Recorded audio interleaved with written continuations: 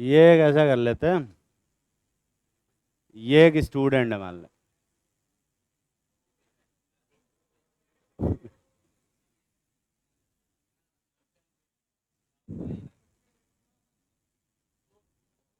दो स्टूडेंट है, वो नहीं करना, बहुत मारेंगे।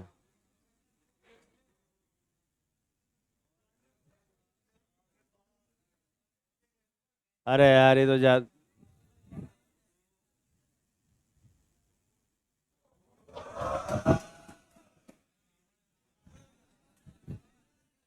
रावण है। रावण का हिसाब किताब मुझे समझ में नहीं आता, है ना। 10 सर रख के क्या फायदा उसका, है ना। हाँ, अनबैलेंस रहता है। एक साइड 5, एक साइड 4, बीच में मेन मेन वाला, है ना। अनबैलेंस 11, एक साइड 4 रहता है ना, बीचवा में रहेगा तो ऐसे कैसे रहेगा, एक एक यहाँ से रहता है, एक यहाँ। तो मान लो कि ये कुछ स्टूडेंट है जो क्लास में बैठे हैं, कोई बोरिंग टॉपिक चल रहा है अपना, शांति से बैठे। अरे कौन टॉपिक चल रहा है यार, केमिस्ट्री चल रहा है मान लो, है ना। सबकी नंबरिंग कर दे रहा हूँ मैं, 1, 5, 4, 7, 8, 9, 10, शांति से बैठे हुए हैं, है ना, बोर हो रहे हैं। और क्योंकि मैं केमिस्ट्री का टीचर हूँ, मुझे इनको खुश करने का तरीका आता है ना। मैंने यहाँ पे लाफिंग गैस छोड़ दी। लाफिंग गैस जानते हो क्या फार्मूला होता है? N2। जैसे ही लाफिंग गैस छोड़ेंगे इसका एक्सप्रेशन कैसा हो जाएगा?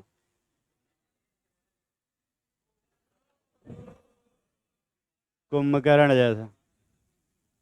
पर क्योंकि मुझे बैलेंसिंग भी आती है, मैंने इधर से टीयर गैस छोड़ दी। टीयर गैस क्या होगा? ये इसको दुखी कर देगा।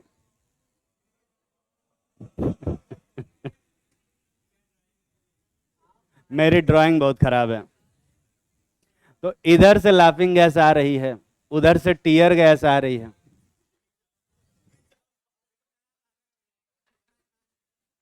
तो जिसके पास लाफिंग गैस पहुंच रही है पहले, वो पहले हंसेगा। जिसके पास पहले टीयर गैस पहुंच रही है वो पहले रोएगा। एक ऐसा इंसान होगा जिसके पास लाफिंग गैस और टीयर गैस साइमल्टेनियसली पहुंचेंगे, वो हंसते हंसते रोएगा, बिल्कुल। He was laughing with tears, है ना। इसको एक्चुअली खुशी के आंसू नहीं बे, रो भी रहा होगा टीयर गैस का। उसका जो एक्सप्रेशन होगा वो कुछ ऐसा होगा।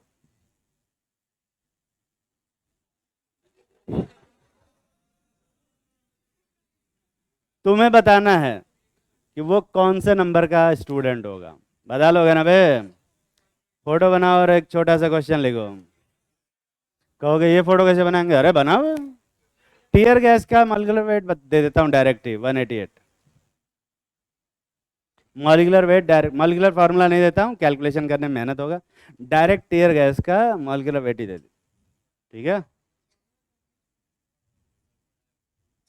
सल्फर डाइऑक्साइड, अबे डाइऑक्साइड कहाँ से है? 64 होता है। सल्फर डाइऑक्साइड 64 होता है।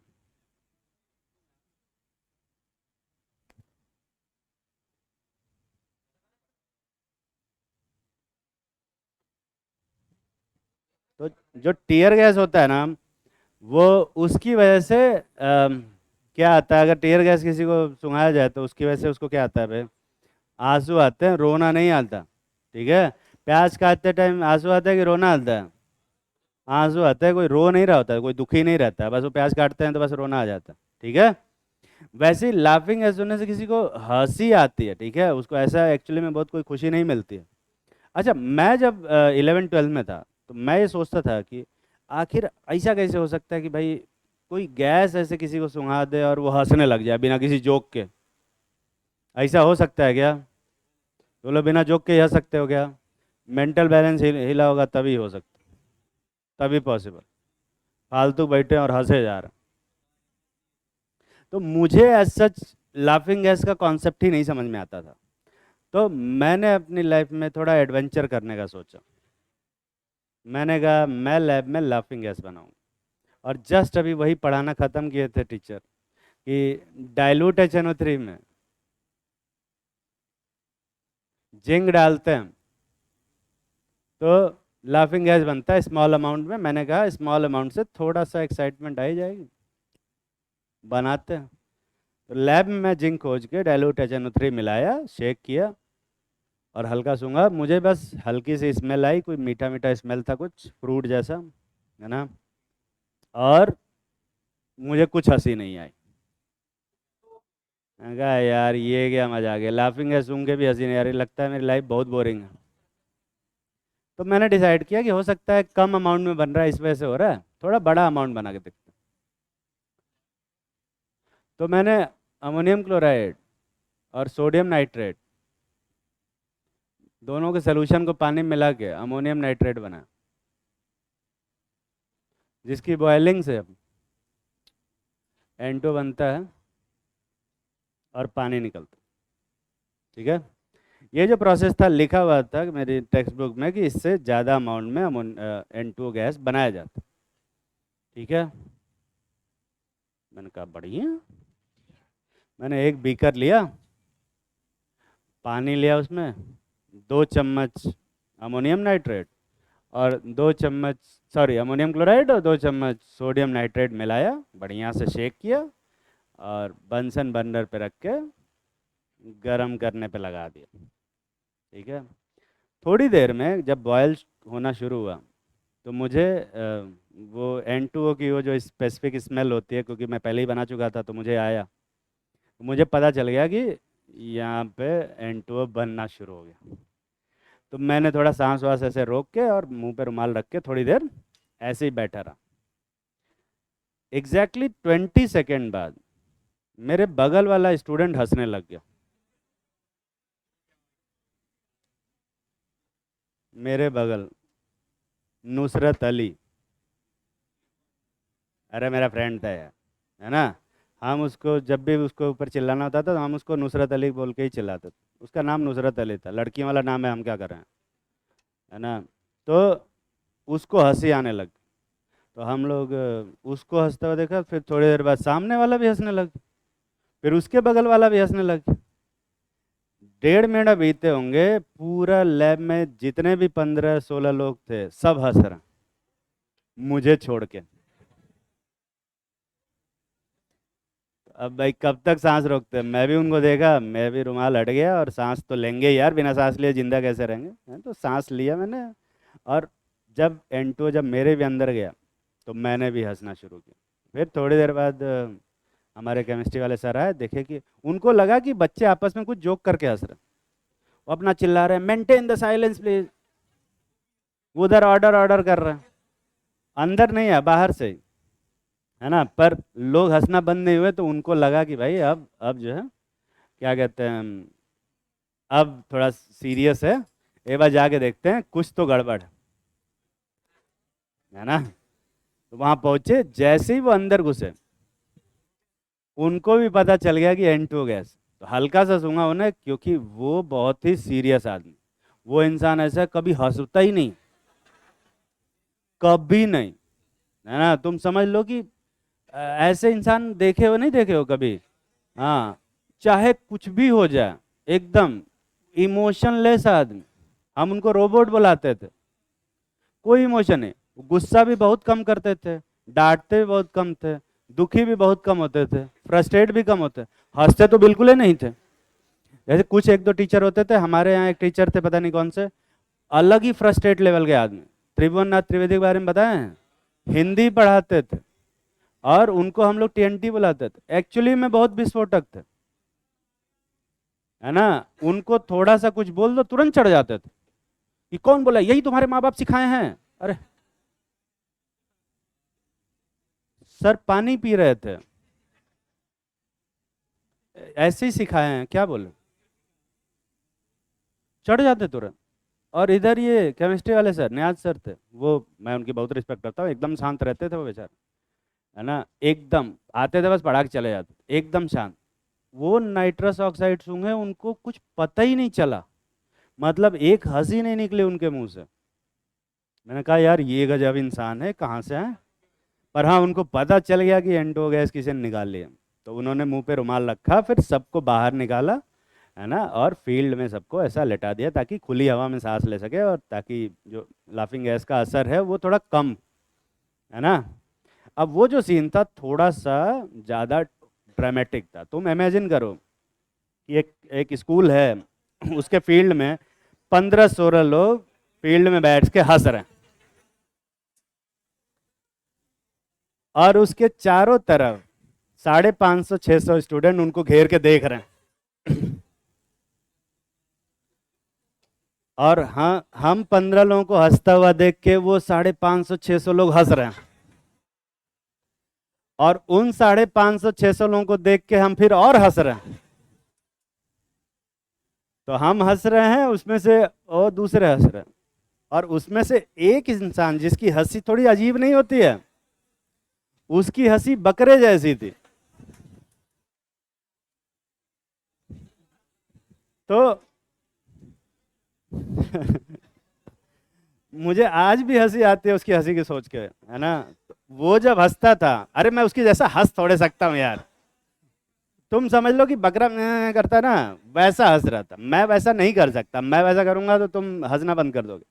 तुम इमेजिन करो कि एक बकरा कैसे बोलता है ना। एक बकरा लो और उसको,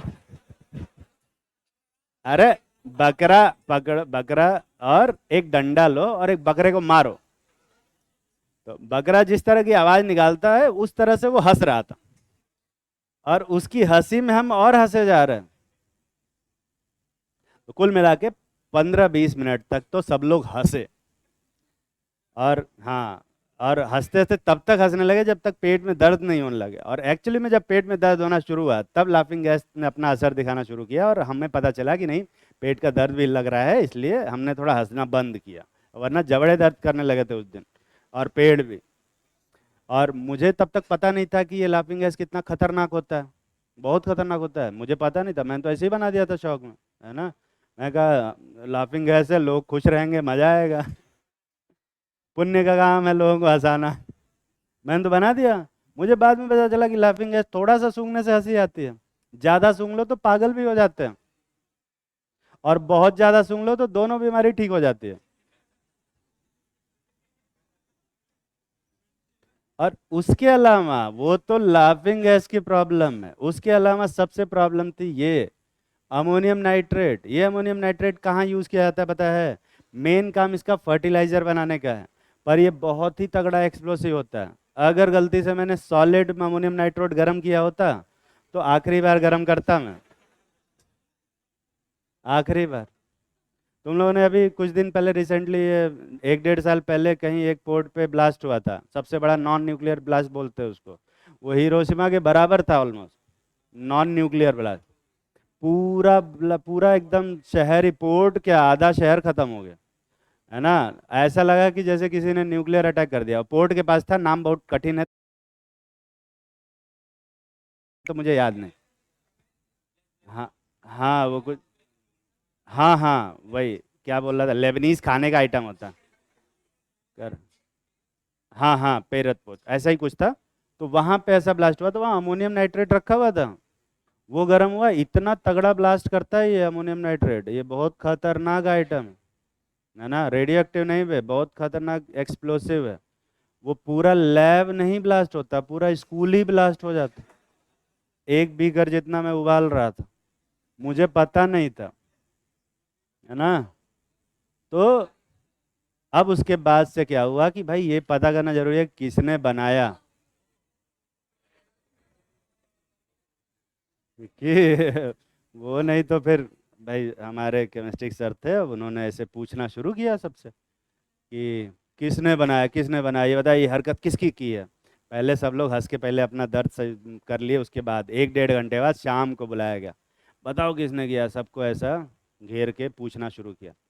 अब क्या होता है, उस टाइम पे हमारे बैच में सिर्फ लड़के रहते थे, है ना, सिर्फ लड़के पढ़ते थे। अब क्या है, लड़के जब सिर्फ रहते हैं ना, लड़कियां नहीं होती है, तो लड़कों में एक अच्छी बॉन्डिंग रहती है,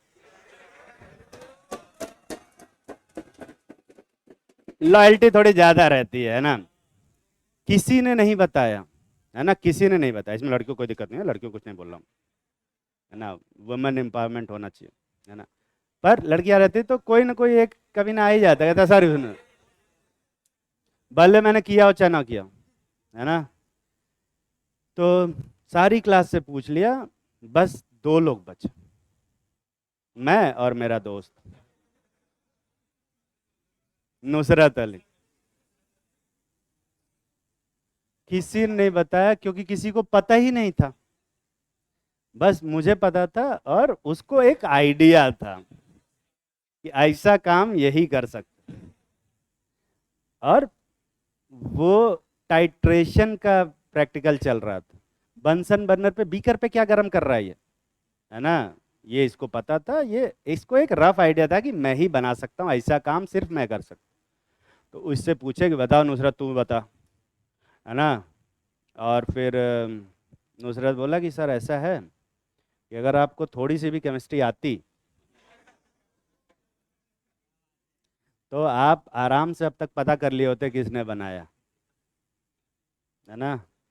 और इसके इस बहादुरपुर व्यवहार की वजह से एक हफ्ते के लिए रेस्टिकेट किया गया। मुझे बजाने के चक्कर में टीचर से ही भिड़ गया। तो अब जो हमारे न्याज सर थे, प्रॉब्लम ये था कि उनको केमिस्ट्री आती थी और उन्होंने वो यूज किया और पता किया कि कौन इंसान है जो बीकर के नीचे बंसन बर्नर लगाया है, क्योंकि प्रैक्टिकल तो टाइट्रेशन का चल रहा था। तो उन्हें पता चल गया कि मैं ही हूँ वो प्राणी। बुलाया फिर मुझे प्रिंसिपल ऑफिस में, है ना, वहाँ प्रिंसिपल मैम थी। उन्होंने मुझे इतना बड़ा लेटर पकड़ाया।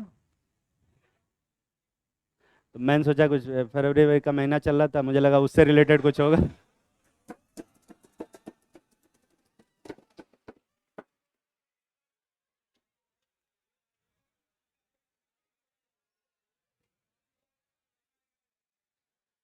पर उस पे लिखा था कि मुझे एक हफ्ते के लिए मुझे भी रेस्टिकेट कर दिया गया।